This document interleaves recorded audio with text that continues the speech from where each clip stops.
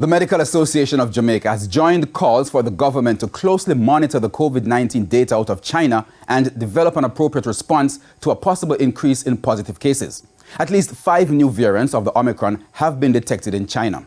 President of the MAJ, Dr. Brian James, says while studies show that the new variants don't cause any serious health concerns, they spread faster, which could spell trouble for the island's public health sector. There's no way of telling what the next variant is going to be like.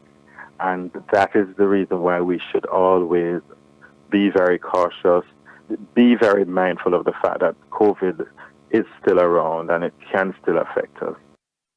Several countries now require passengers arriving from China to provide proof of a negative COVID-19 test result. Dr. James says the government should be proactive in responding to the issue. And even as the Chinese government relaxes its COVID-19 measures, despite recording an increase in positive cases, Dr. James is reminding Jamaicans not to forget the infection prevention and the control measures that would help limit the spread of the virus.